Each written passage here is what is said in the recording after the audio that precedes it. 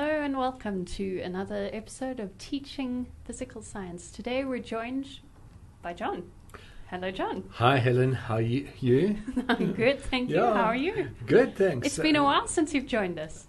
Not that long ago. No, not that long. A month ago or so. Touch of sarcasm there. Yeah. It's really nice to be here again. And you know what? It's one of my favorite sections. So I'm really glad you invited me to come and share something on this. I'm very glad to have you here. And of course we have Dylan behind the buttons. Hello. And, well, why don't we start with grade 12 chemical equilibrium, which is the topic for today. Usually I say, why don't you tell us a little bit about yourself? But today, I think you've been here, I think this is your third time? Yeah, it's about the third time. So we know you quite well. I think so. The one thing that I thought, filling in these things, what do you say about yourself? I thought it might be just off the sort of beaten track to say that I really enjoy having animals around. So we have 5 dogs and we do lots of things with our dogs. And so that's apart from the fact that I enjoy science and teaching maths as well. But we have a family full of dogs. Well, on that note, the other day I found a YouTube channel where someone had recorded her dogs teaching chemistry. Oh, that's something to think about. Yes. Of course, chemistry is applicable to everything, and that's why we are excited about chemistry. But chemical equilibrium is one of those things that I think either excites people or scares them to idiots. Yes. And sort of melts them at the knees and makes them, and I'm talking not just about learners, I think some teachers feel the same. As they're preparing to teach it, they just think that maybe I haven't quite got this all together. I mean, there are times that I've felt a bit like that. And I kind of really need to brush up on this. And so it can be a topic that's intimidating. And hopefully in our discussion today, we'll be able to unravel some of those issues that make it intimidating. Yes. And hopefully give some guidelines to how we can improve kids' understanding of this very important topic. And our own as well. Absolutely. Yes, I find that feeling often strikes her when you're in the front of the class and not while you're busy doing your lesson plan. It's when someone asks that question that's slightly off topik that Absolutely. You go, do I really know what I'm talking about? Yeah. Well, why don't we start with the prior knowledge for this section? Excellent. Well, there are some key criteria. We've been building up to it to a certain extent. Prior knowledge includes the writing of balanced chemical equations. So identifying the difference between a physical change and a chemical change. And we'll talk a little bit more about that, hopefully, because there are systems of equilibrium that are related to physical change, as well as those that are related to chemical change. Called the ones that are related to chemical change chemical equilibrium, and the others are more generally talked about phase equilibrium, or even the whole thing together is known as dynamic equilibrium. And these are concepts that have been built from grade 10 already. Yeah, not the equilibrium ones, but the ones about physical change and chemical change from grade 10, the writing of balanced equations, the stoichiometry of a chemical reaction. So understanding what the balancing numbers really mean, being able to calculate the change in moles. All of these things are really important. Looking at graphs and being able to interpret graphs, that's an extremely important part of this section as well. Then there's terminology like endothermic, exothermic,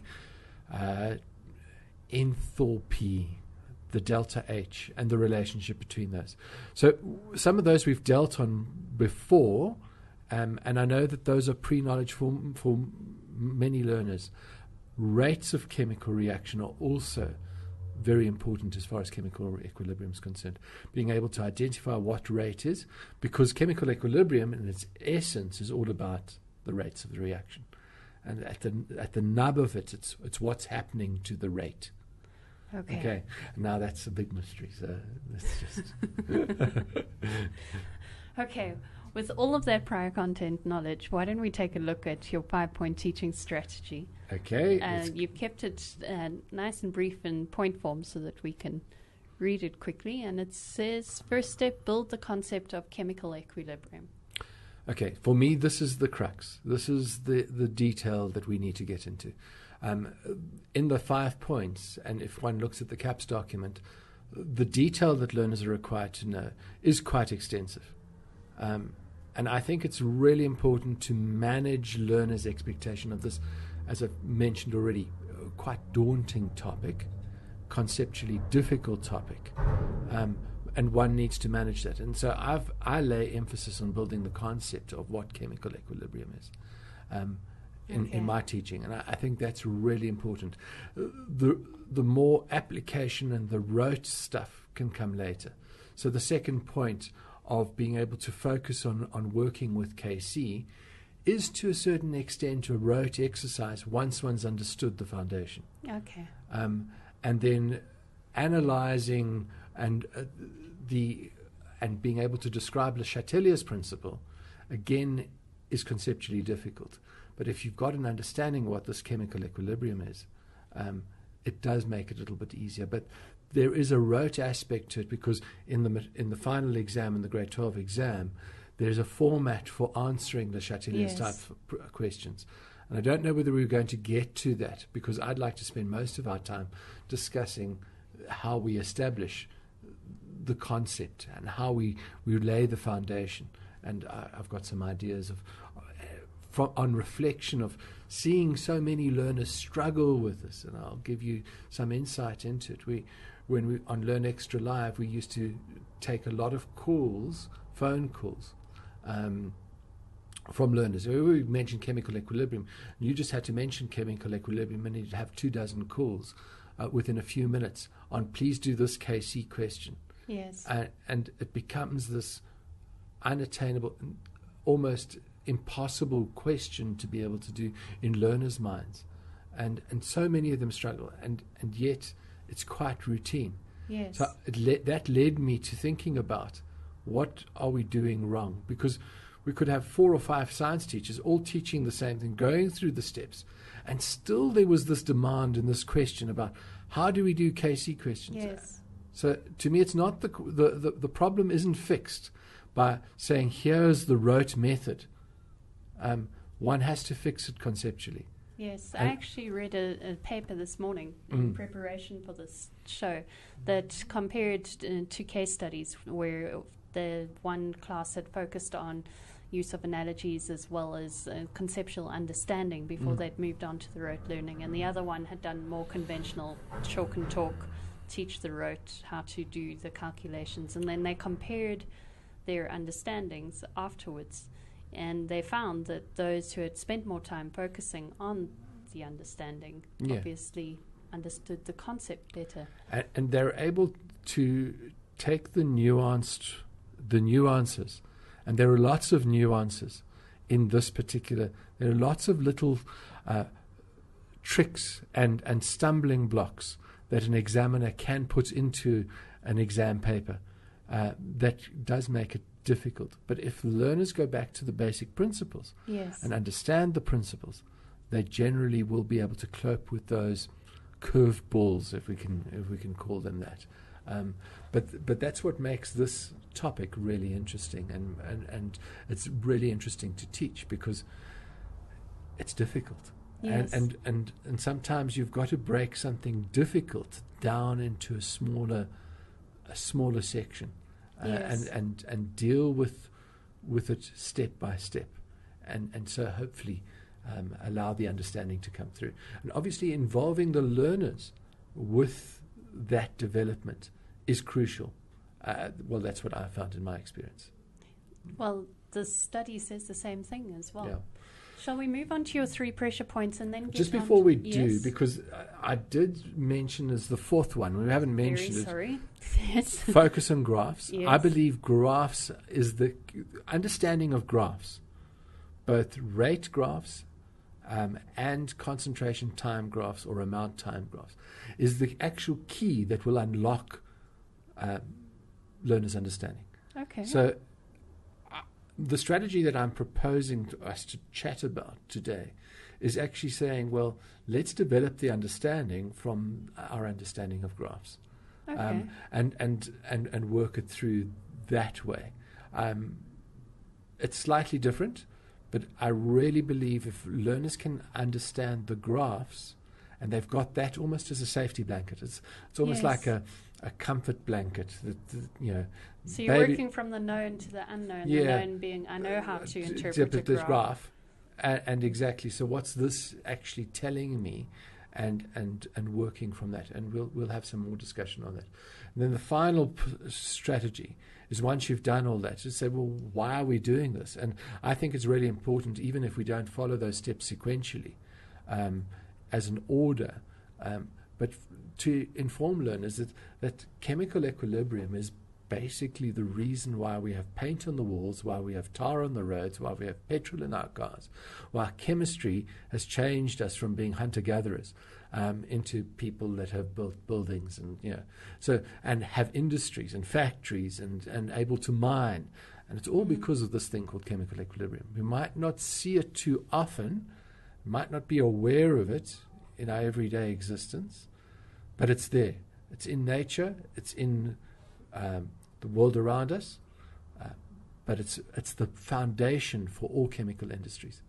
And if learners are going to aspire to be chemists or chemical engineers, they're going to have to spend a lot of time dealing with these systems, these chemical systems, that allow us to have these wonderful products. I think if you can open their eyes to all of that, you'll certainly make it a lot more exciting. Yeah. Absolutely. So it's motivation. Yeah. Okay, pressure points. Yes, 3 pressure points. Okay. And the first one says develop confidence in learners, which you've just been emphasizing, haven't you? And I think there are 2 strategies here. There's the long-term strategy, which you kind of need to have in place when you start teaching this. So it's about getting an understanding and attempting for learners to develop their understanding, remembering that they're not coming to the classroom as blank slates. They come with a whole lot of concepts. Some of those might be misconceptions, yes. And you want to work through those. And together you want to build the concept, because it is actually understandable. It is attainable for the majority of learners. But I think at some point it can become the monster in the cupboard for learners.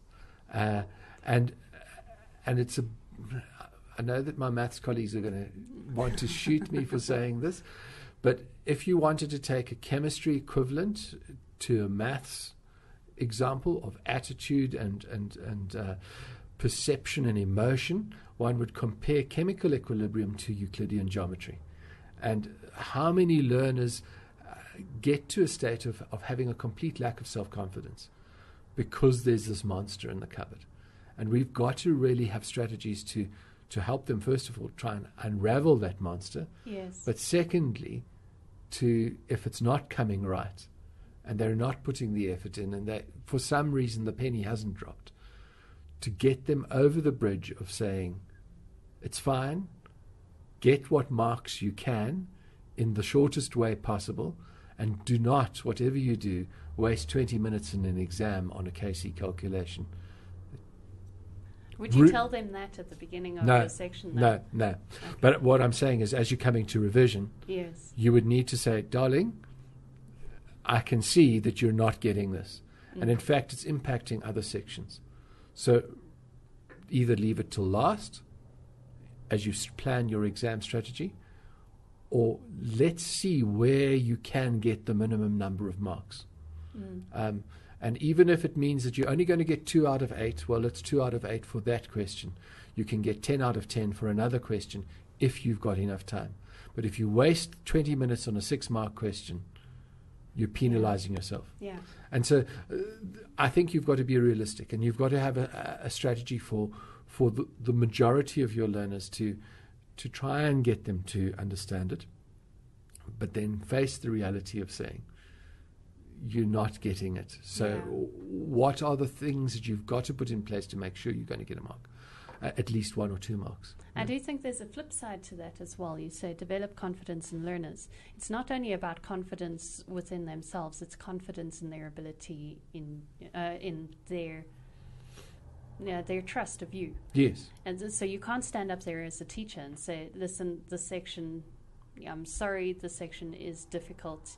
or something like that, you've got to sell it as something they can do, Absolutely. and then, so that they then believe you. No, I definitely believe that's the case. But we do also need to be cautious of saying to learners and prepare them, because they'll hear it from their friends. There's no good saying to them, this is the easiest section in chemistry. Let's not lie. But no, they're going to know very soon from the previous years that this is the section that a lot of learners pull their hair out on. It really does provide some cognitive challenge. And I think in that respect, it's also interesting to note that in much of chemistry, it's bookwork and it's learning. But in this section, it really requires clear logical thinking as well. And so it is the area that the examiners are going to put the level 3 and 4 questions on. yes. So that's the reality of it. I mean, chemical industries as a section has a certain number of marks allocated to it in the exam guidelines, but really there's a lot of rote learning there.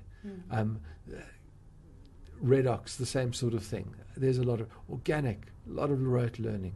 It's not much higher order thinking possible, but this section definitely requires a fair amount of dedicated effort to get that additional 5 to 10% of the higher order questions. Okay.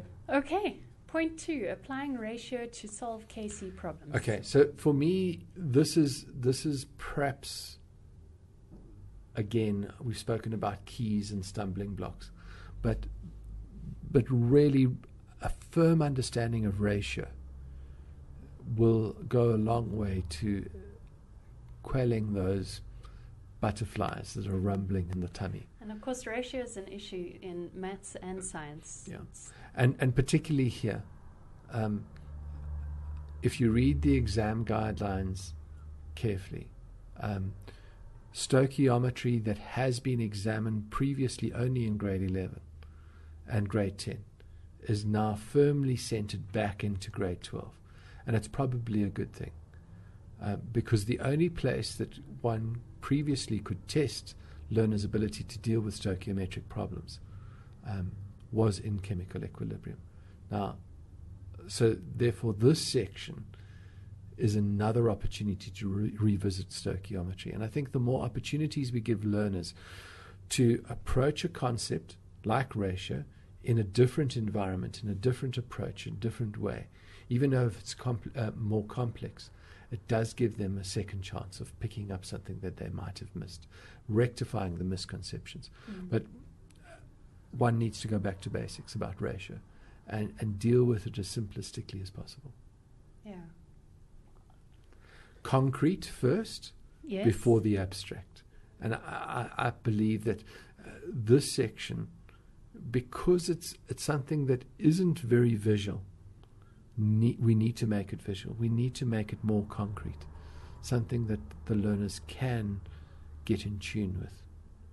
That sounds like a bit of a contradiction. You've just told me the section's not very visual, but now you're going to make it visual. Exactly. And that's what I'm saying, that we've got to find ways in the reality of it. If you remember when we spoke about rates of reaction and even physical and chemical change, we started the process by saying, let's have a look at the macroscopic view first. Yes. When we look at the macroscopic view here, there's nothing to see. And it doesn't appear that anything is happening. And so it's quite boring, in fact. And only later, when we shift equilibrium, can you see something. Okay. That's evidence of a chemical equilibrium. But so that's why I'm saying to you. And that comes later That on comes in the in their understanding. You wouldn't start, I don't believe, with the more complicated thing, saying, okay, here's the equilibrium situation. We're going to add some acid, or we're going to put this one in cold water and this one in hot water. Oh, goody, that's changed color. That's going to mean nothing to the learners. They're going to observe the color change, maybe remember it, and go ahead and say, oh, when it got hot, it went purple, and when it went, yeah. And so what are we doing? We're there's no substance to what's actually happened. when in fact the changing from pink to blue for cobalt chloride solution in a closed system, depending on whether you heat it or cool it, is very complex. And it doesn't just require a superficial knowledge. So one needs, but looking at a blue jar and looking at a red jar, or looking at a jar that was blue, a test tube that was blue and then changes to, what does that tell you? Oh, there's a chemical reaction, Yes.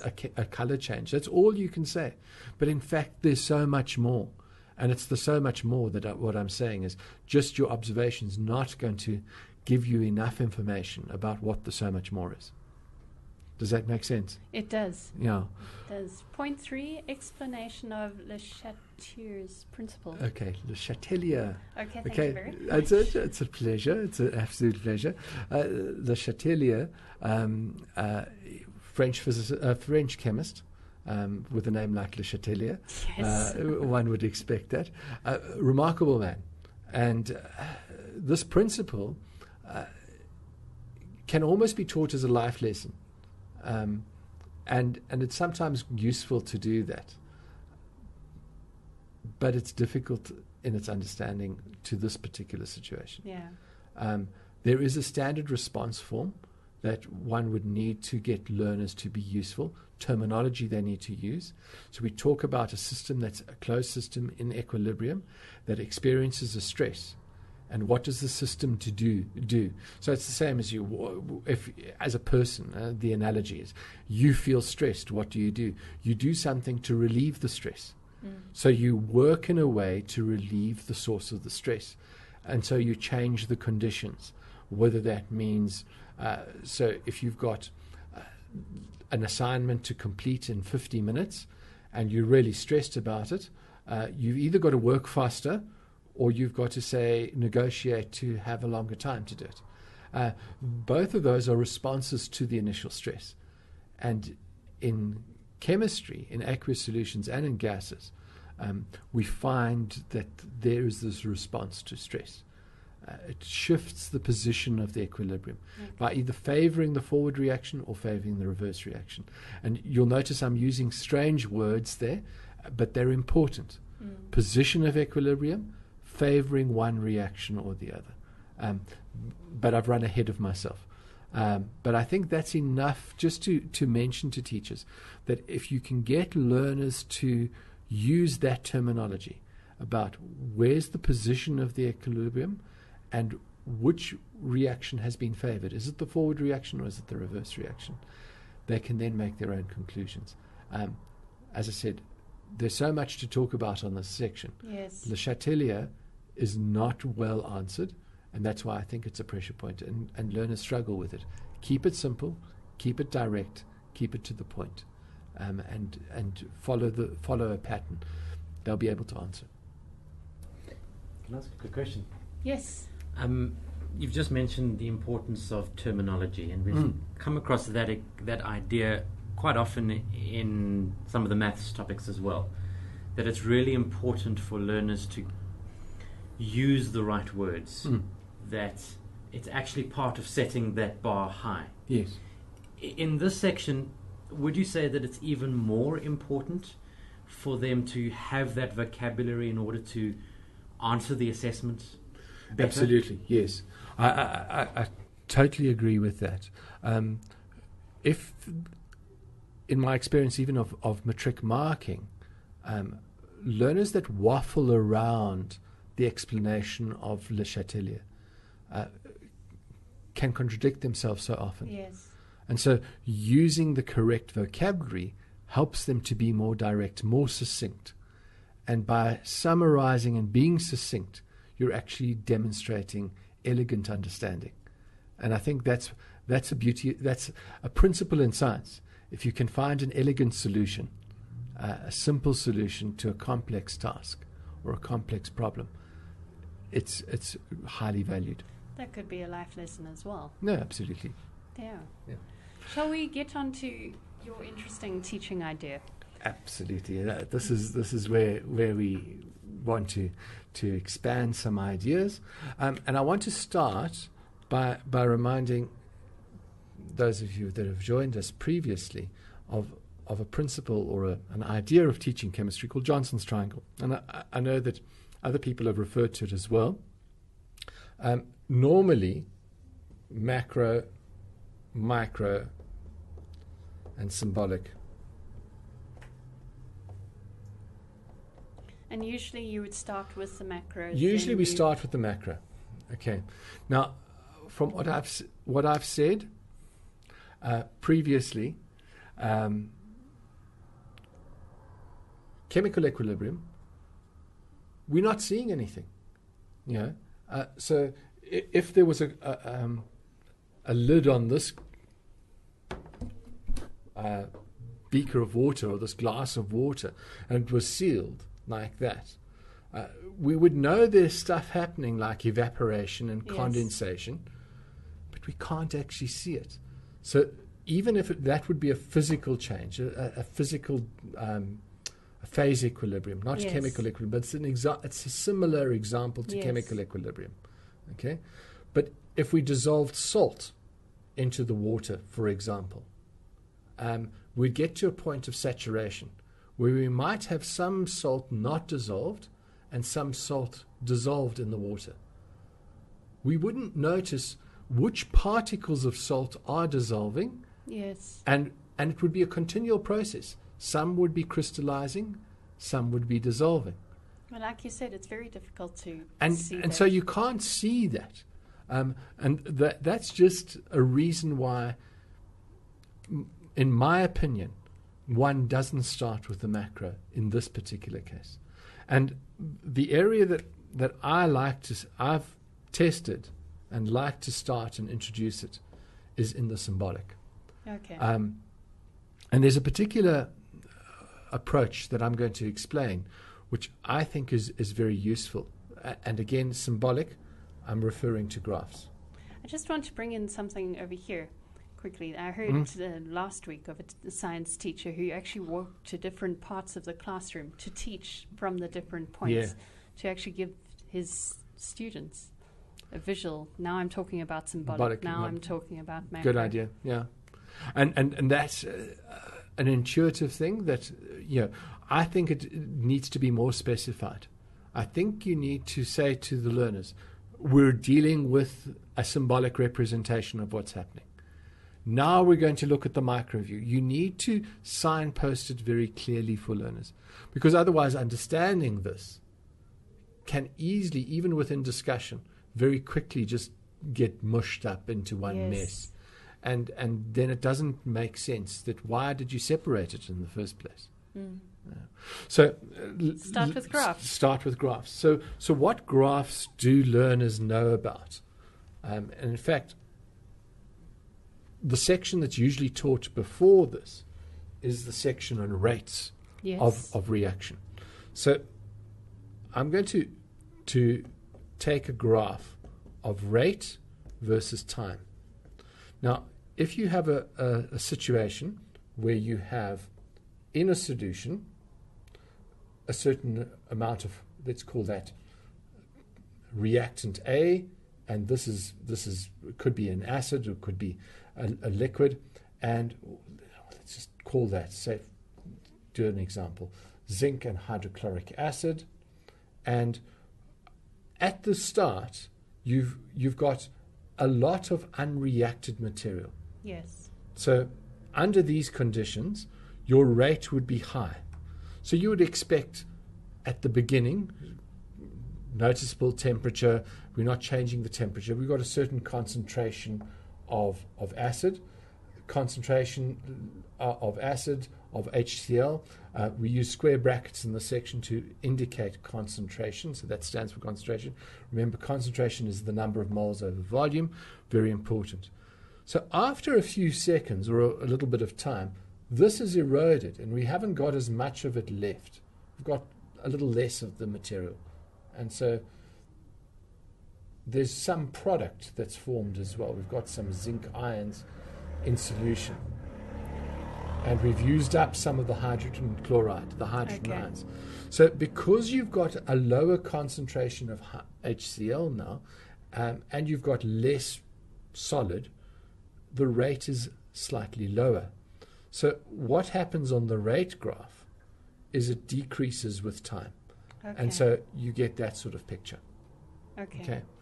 Because of the concentration being highest at the beginning, the rate is high, because concentration affects rate. So high concentration, and it decreases because of, right at the end, there's hardly any zinc, and there's perhaps even quite a low concentration of, and in the meantime, what has happened is you've got bubbles of hydrogen. Okay. So that gives you an indication of interpreting a rate graph. Yes, so you start off with this. They should know this from the rate section, but I think it's a useful reminder. The second thing that I would like to introduce is that not all reactions go in one direction. So in the reaction that I refer to was really that very corrosive reaction of zinc plus hydrochloric acid, which is going to form zinc chloride, slip there, plus hydrogen. Now, you can't put the genie back into the bottle. The hydrogen's escaped. It's very difficult to undo this and go that way. Okay? Yes. The milk is spilt. The damage is done. It's hard to reverse. So not all reactions are reversible. Okay. But there are some that are in aqueous solution and gases that you can reverse. This doesn't mean that they can just simply reverse in terms of that. For example, you can take water and you can turn it into hydrogen and oxygen, and I'm not balancing it. Let's just balance it quickly. So we've got a 2 there and a 2 there. Yes, you can do that. You can electrolyze water and you can break it apart. So this was the reactant, and these are the products. Same terminology we've used before. Okay. But we can, it's true, take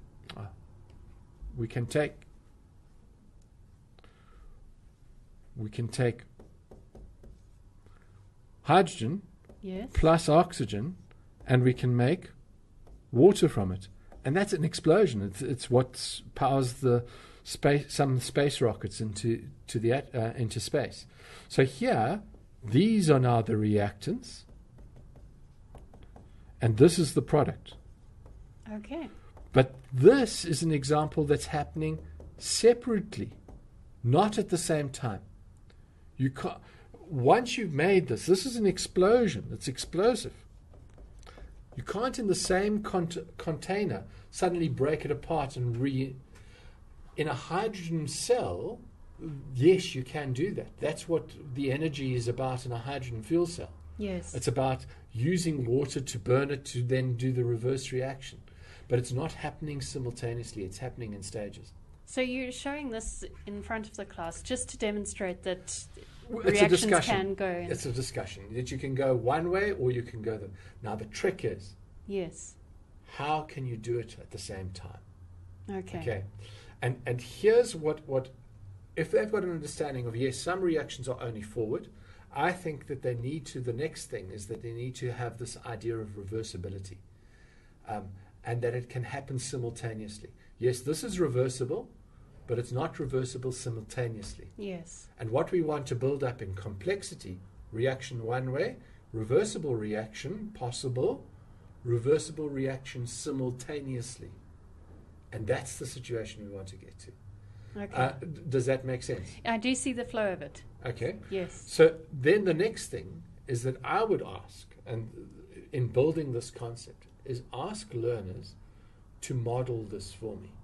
Okay. So I know that science teachers aren't generally either arts fans or drama fans, although we might enjoy a good play and enjoy a good novel or go to an opening of a gallery. I think it's a really useful technique, and particularly bearing in mind that there are learners that are more adept at learning kinesthetically. Okay. And so one needs to encourage that. So by modeling, you're not talking about doing a quick drawing. Not No. necessarily. That could be. But here's a strategy that I found works. Put your learners into a group of 10, 8 or 10. If you've got a very big class, you could even take that up to 15. And I wouldn't do more than 15. Okay. Elect a group leader in each of them and give them 3 minutes, having given them that introduction, that we can have a reaction that goes, that would go in one direction, which we called forward, and a second reaction simultaneously that will either be called back or reverse, and ask them to act out that scenario. So you haven't introduced the concept of chemical equilibrium yet. You're just demonstrating We're a demonstrating forward and reverse, or forward and back. And what we're trying to build is that we've got this knowledge that they have, and we're building on it so that they can come up with this. So what is chemical equilibrium? Okay. Very important that when you're doing this, you can even take them outside. You don't have to keep them in the science classroom for this. Get a space in the school and say at the end of the lesson that you've now introduced them. Next time we're going to the hall, we're going to the gymnasium, or we're going, outside under the tree. But I want you and your groups to come and present to me the idea of a forward reaction and a reverse reaction happening at the same time. I like this because it forces them to think about what's actually happening. Correct. And now you can start to do a couple of things. You don't have to get every group to. Some people will say, "Oh, but that takes so long." Yes, it does. No, take 5 minutes, and they've got to do it on the spot. Okay. And if you train your learners to do it, they will model things consistently for you. They know that they don't know who's going to get a chance to present, because it's not for marks, but it's for collective understanding. And then one can look at what's happening and critique it, and get the other members to critique it, and together you craft. And we're not talking acting tips here. No, we're no, talking scientific We're critique. talking about, is this what's happening? Okay. So just let me give you an example. I see Please. You've got a lovely scarf on. Thank you. So what one could have is a group of learners here that don't have scarves on. And remember, this is all in the basis of kinetic theory as well. So they've got to bump into each other. So maybe one has a scarf and one doesn't have a scarf. And when they, on this side, you've got the two and they're holding the scarf together. Okay. So it could be something as simple as that. So if that was the criteria, the scarf and not a scarf, and over here, this represents the product. Now this is very simple. This is the reactant. Yes. Then what's the reverse going to be? Them coming apart. Them coming apart. And when would they come apart? When they've collided. Because that's what kinetic theory is all about. And maybe my illustration here isn't sophisticated enough. One would have to I think. think we've got the general but idea. you've got the idea about it. Yes. So there would be a collision between two of these, and they'd fall apart, and you'd get back to the reactant. So you would have some things going this way, some things going that way. I want to ask you something here. Would you encourage them to do this joining and then unjoining in the same spot, or would you encourage them to walk from one section to another to show their products and reactants? I think it's very important that one illustrates this has to be in a closed space. Okay. So there's a boundary to it. Yes. And so these were some of the tips that you'd have. So some groups might have the reactants all on the left-hand side, the products all on the right-hand side. It's a bit of a misconception. It is a bit. Because in a beaker, you don't get the products at the bottom and the reactants at the top. They're mushed around. It's a random assortment. I suppose that's a critique you could and bring that's up. exactly what you do. Because remember, collision theory is about the random movement of molecules, and as they randomly move around, they bump into each other and they exchange energy. And because of that exchange of energy, they either combined or they don't combine, or they fall apart. They either make new things, synthesis, or they decompose, which is a decomposition. So the important thing is that you might want to break it apart into, okay, so let's have the people that are going to illustrate the forward reaction happening first. Let's have the people that are going to do the reverse reaction. Now let's have them doing the same at the same time. Now what's interesting here is you might have, in a certain time interval, 4 people, 4 groups, 4 pairs, reactants forming products. Yes. And only 2 pairs going that way. Yes. And you could set it up like that. You're watching and seeing that this is. We're not in chemical equilibrium, because what's going to happen is you're going to get more product forming. Mm. Okay?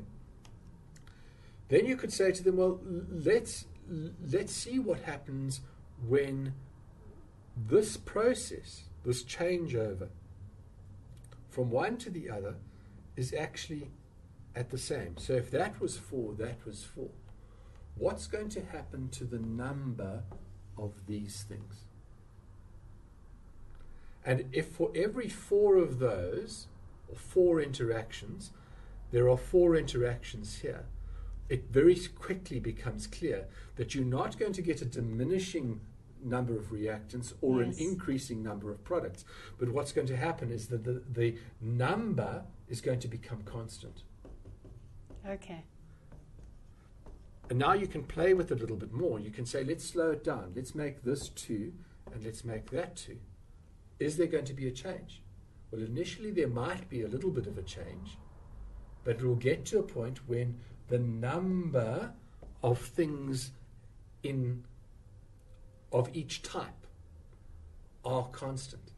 And what's quite nice is if you can identify, I've just used scarves. I mean, you could use blazers and no blazers, jerseys and no blazers, caps and no caps, bright colors. So you can and you could have every few seconds just freeze, let's count. You know? And so coordinate it. It gives a visual representation of what's happening. What I like about this as well is it seems to deal with another misconception, which is that chemical equilibrium means you've got equal amounts of products and reactants. No, never. Not necessarily never. It's only in some situations. So it does show that. It absolutely shows that. You can have a scenario in equilibrium where you've got very few reactants and the majority is product. The industrial chemists love that situation. Those conditions are what make the product, are what make profit for them. Because what they can then do is they can take away some of the product, and that encourages more product to be made.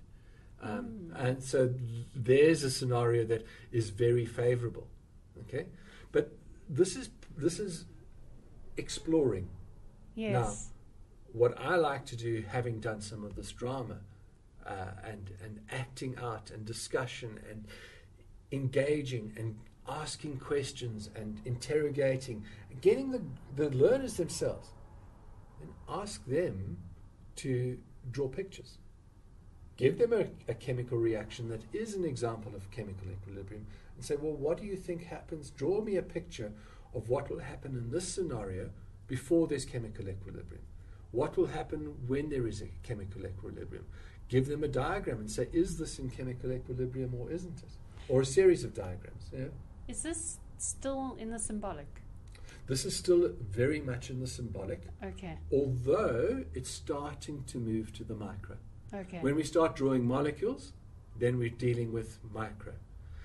I think that at this point, the next step is to go back, is to interface back to the symbolic.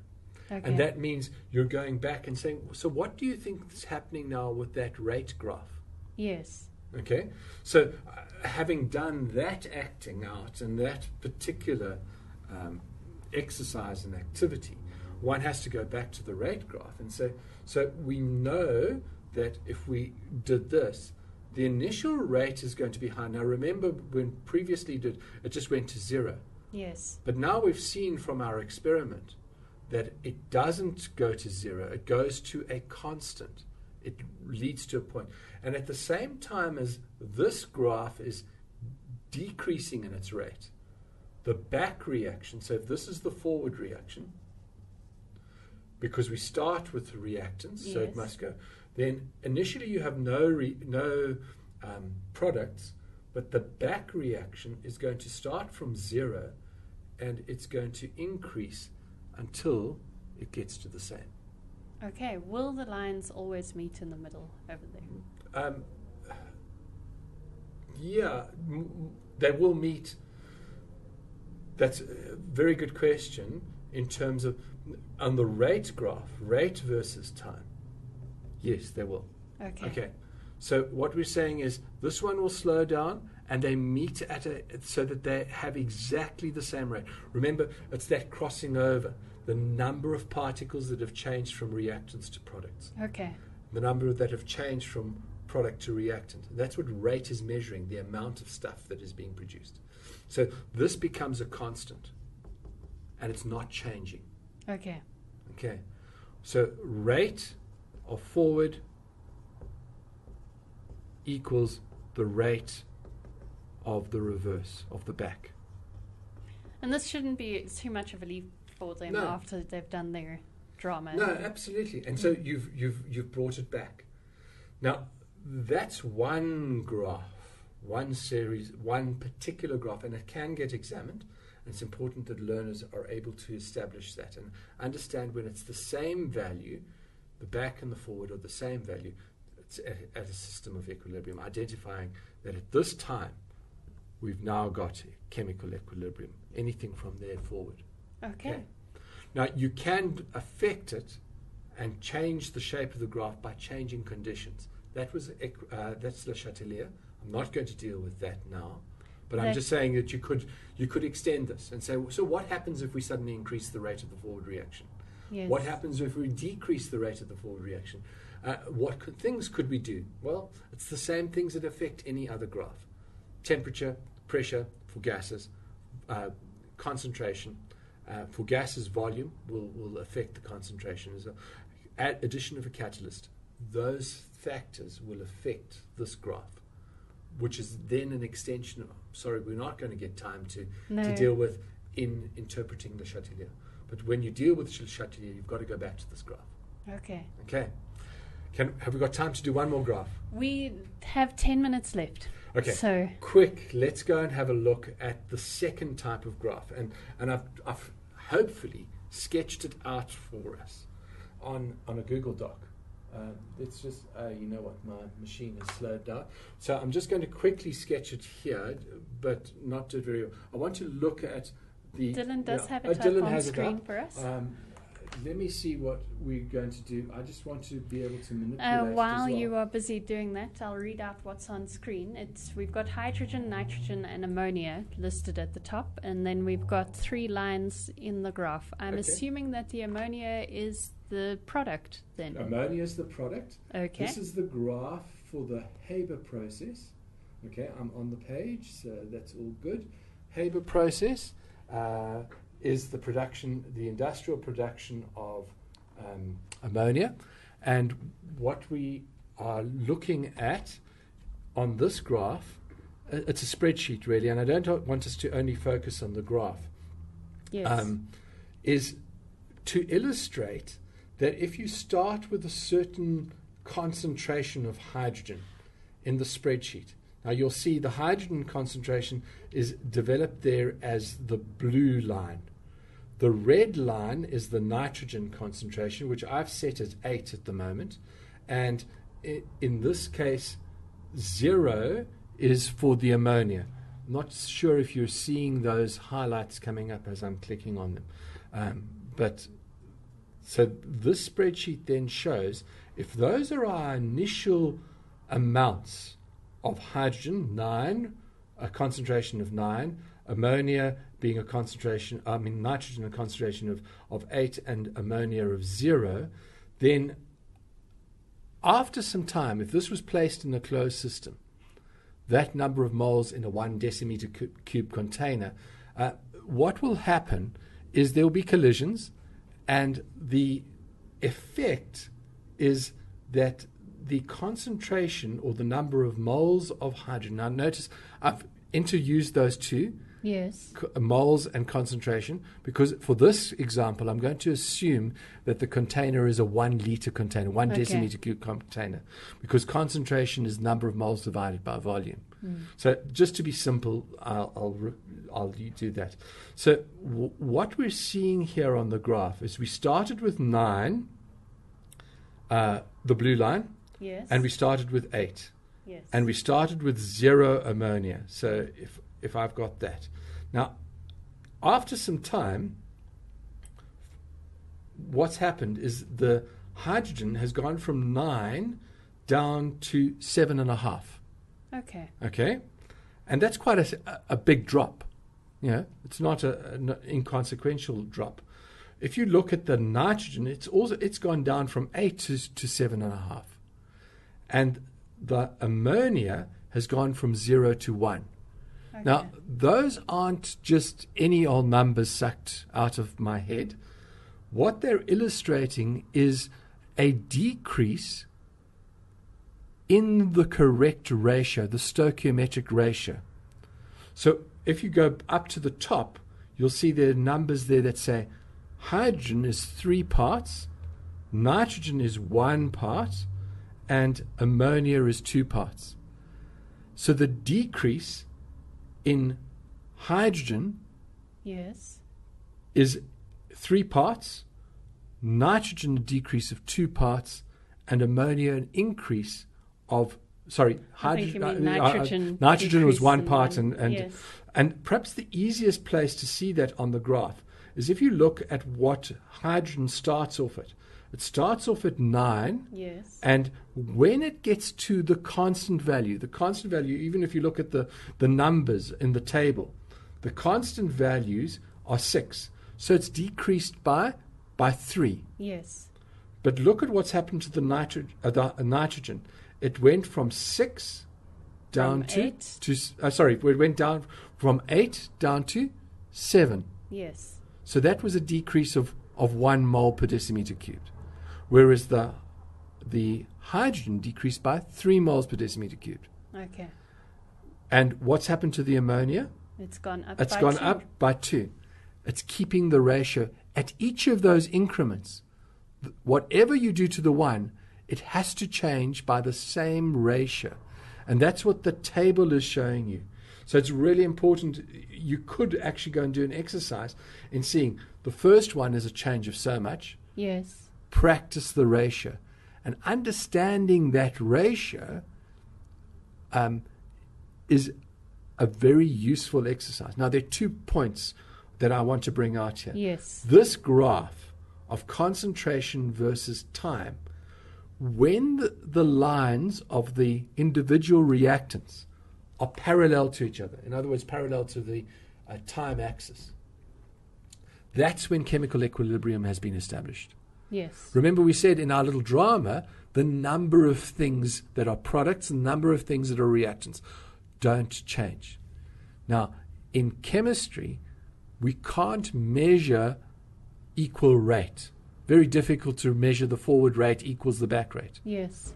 But what we can do is we can measure the concentration of all the substances in a container. Okay. So in a roundabout way, we are measuring. We are measuring, but the graph shows it to you. When those lines are parallel, we've reached chemical equilibrium. Yes. Second thing that I want to say to you is that understanding this table and spreadsheet is actually something that the learners can do. And I would give it to them as a homework exercise. It ties in nicely to the rice table, doesn't it? Yes, it does. So they can start practicing ratio. Yes. And if they've got iPads or if they've got tablets and they've got access to computers, then setting up a spreadsheet like this is really a lot of fun, and it reinforces the value. Now, what you can do is you can change the starting values on this particular one. It's a model. It's not entirely foolproof. But if I change, hopefully it's trying to connect. If I change the initial value of the hydrogen to 6 Yes. from 9, you'll see that the graph moves dynamically, but the ratios are still kept the same. Okay. Does that make sense? Yes, it does.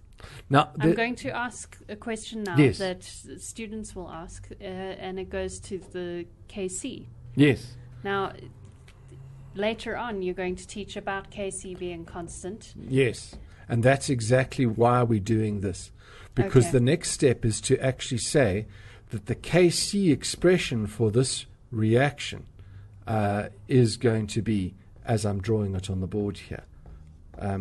That's the KC expression. Yes. And the reason KC, it's a constant of concentration. We call it the equilibrium expression, equilibrium constant, or the expression for equilibrium constant, Yes. expression of equilibrium constant. And this is absolutely essential. They can't, I mean, anybody can look at the equation and see the mechanical side of what you've got to do to get this. But to understand what you're doing, you need to look at the graph, in my opinion. Yes. The graph tells you why.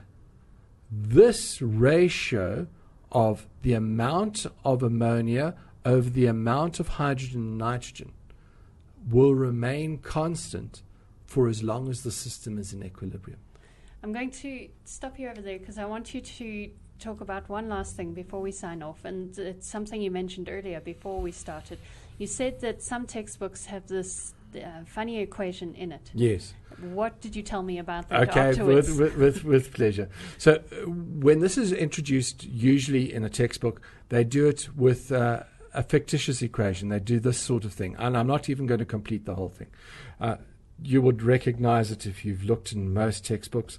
It's a very general equation, and then they get an equilibrium expression of that. I don't even want learners to see that, to be honest with you. I want them to react it with real chemistry.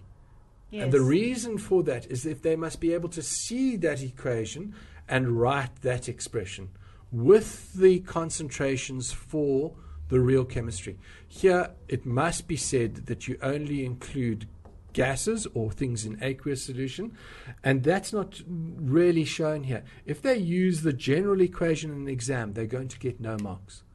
Remember what I said to you again about getting marks in the exam. Get your learners to practice KC expressions wherever they can, and as the first step to the calculations in KC, write down the equilibrium expression, even before they write the rice table. Okay? That's my last point for today, but that will at least get them 1 mark.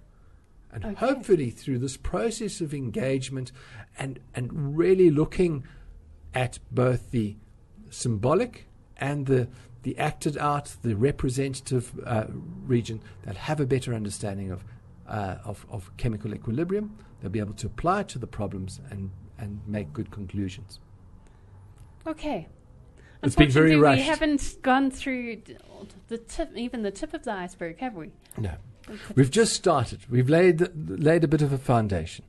And I think that this is a section that you can afford to spend a little bit more time on. Don't rush it. Dedicate some time to it.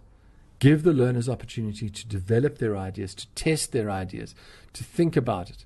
Don't just get them into teaching for the exam.